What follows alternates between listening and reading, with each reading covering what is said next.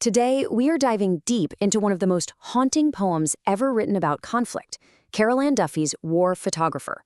We're going to unpack its powerful imagery, dig into its history, and really grapple with the tough questions it asks all of us. Let's get started. Right from the jump, the poem pulls us into this quiet, intensely private space. In his dark room, he is finally alone. You can just feel the silence, can't you? It immediately sets this somber, almost sacred tone. This room, it's not just a place to work, it's a refuge, but it's also kind of a prison cell for his memories.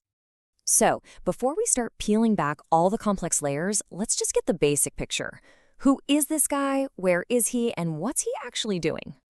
Okay, so picture this. We're in a dark room, lit only by that soft, eerie red light. The photographer is carefully laying out his film, which Duffy brilliantly calls spools of suffering. It's as if the pain itself is being physically unreeled, and he puts them in ordered rows. Think about that contrast for a second. He's trying to force order onto the pure chaos of war. It's a quiet, careful ritual, so much so that Duffy compares him to a priest preparing for mass. Now, to really get this poem, you have to understand who wrote it and the world she was writing it in. So let's talk about Carol Ann Duffy and the context of the 1980s. So Carol Ann Duffy, who was later the UK's poet laureate, didn't just dream this stuff up. She was actually friends with war photographers. She knew the people who did this for a living. And that personal connection, it gives the poem this raw authenticity. You can feel that she gets the massive psychological weight and the moral tightrope these people have to walk. And the timing here is absolutely crucial. The poem comes out in 1985, just 10 years after the end of the Vietnam War. A war where photos literally changed how the public saw everything.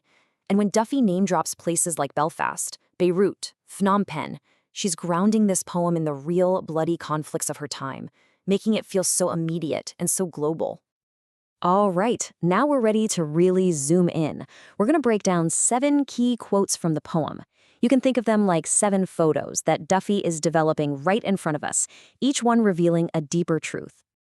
Now, we've already touched on this one, but it's so important that it's the perfect place to start our deep dive.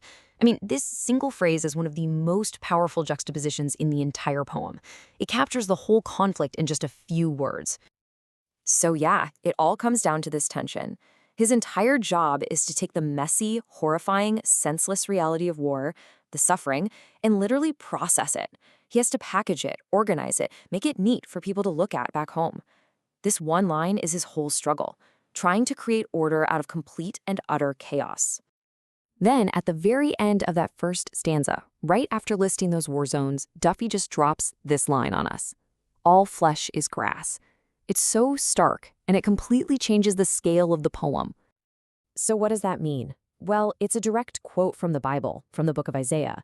And by pulling in this ancient text, Duffy just lifts the poem from being about specific conflicts to being this timeless, universal statement about life and death. The message is simple and brutal. Human life is fragile. It's temporary. Here today, gone tomorrow. This is where we get a peek behind the curtain at the photographer's real state of mind. It's such a subtle detail, but it says everything about how trauma actually works.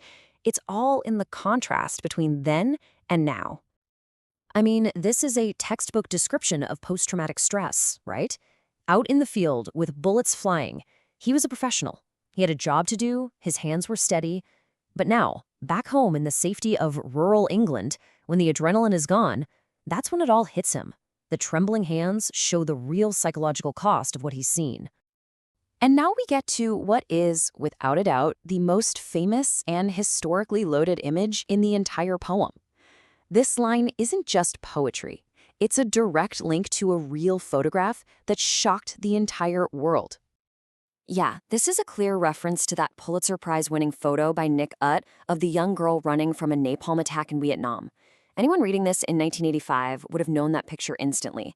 Duffy uses that shared memory to create this sickening contrast between the nightmare heat of war and the peaceful fields of home, where children are supposed to be safe.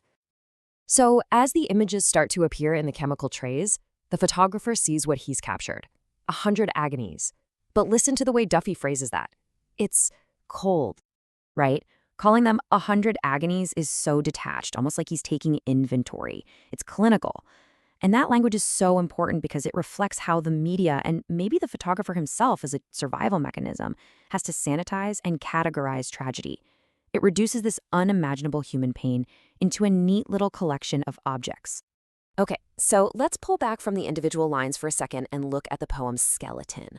The way Duffy built this poem, its structure, is just as meaningful as the words themselves. It's the frame holding these awful pictures. The poem is incredibly tight. Every single stanza is 6 lines long. The rhyme scheme is the same all the way through.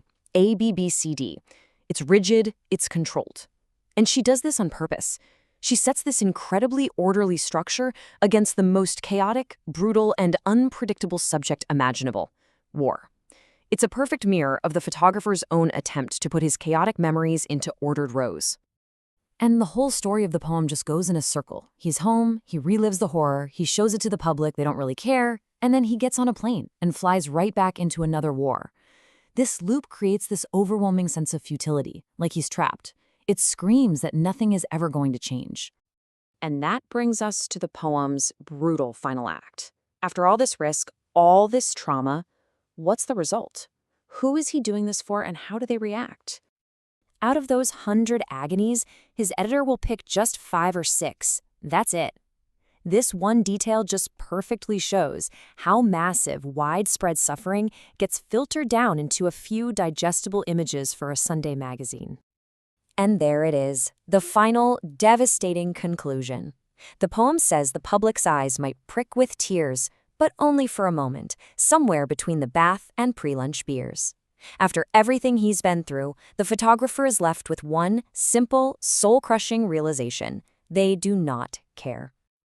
And that's the question the poem leaves us with, isn't it? In a world where we can scroll past dozens of tragedies on our phones before breakfast, the poem forces us to look in the mirror. It asks, how does art like this break through our indifference? What does it really take for us not just to look at these images, but to truly see them?